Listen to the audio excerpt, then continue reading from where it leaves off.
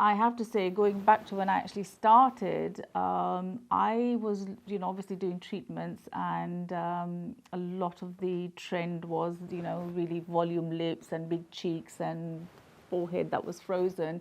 And I didn't want to go that route because I think that older, mature ladies can't get away with that. And I don't like to see sort of, really plastic look on older women. And I certainly didn't want to become one of those. So I gradually started having things done. So I started with fillers, and I'd had fillers done on my nasolabial and my marionette line because my jowls were drooping a little bit.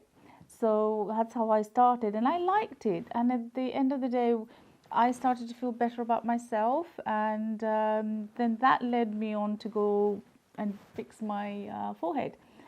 Botox was probably the last thing I started with because it was always like I didn't want to look frozen. I didn't want to look, my eyebrows were sort of, high up, and it was something that I didn't want people to know in the beginning. Now I don't mind anyone knowing because it just looks natural. But in the beginning, I didn't want anyone knowing. I wouldn't even tell my husband that, I'd quietly do it in the salon, wait, and then sort of, if I had a bruise, I wouldn't sit opposite him because he'd always say, "What have you done again?" But now I don't mind. It's taken me, I have to say, a good few years to work out what's natural, what I'm comfortable with, what looks good. So here's my story. I'm going to share what I have done and why it's so natural. Before I inject Botox, a couple of weeks before that, I have skin boosters done. Now, skin boosters I have done here and all here because the skin boosters will plump up the skin and make it look really hydrated and fresh and younger looking, naturally so. And once I've done that, I then go on and have my Botox done, and I don't like the frozen look. So the Botox then almost like lifts the eyebrows and it just smooths the forehead out.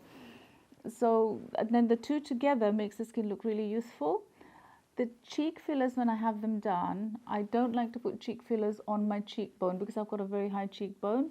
I lost fat pads around here quite a few years ago. So what I do is whenever I have fillers, I actually put the fillers down here, taking it back to how my cheeks used to be when I was younger. And that's all I want. I don't want it to look like I've got somebody else's cheekbones. So I like that. And then I had a bit of a jowl. Now, in order to treat the jowl, I didn't have the jowl done, but what I did was I actually did my jawline, and I did the nasolabial and the marionette. So it's actually just lifted the whole thing. It can be really natural when it's done like that, and I'm really careful when I have my lips done because I don't like really big lips. So the lips are the last thing I'll have done, and I don't have them done that often. Maybe I would say I'll have lip fillers twice a year, and if I do, I'll just have a 1 ml, and then I don't hide after the lip fillers like I used to, but now I don't mind people knowing. So lip fillers are my last thing.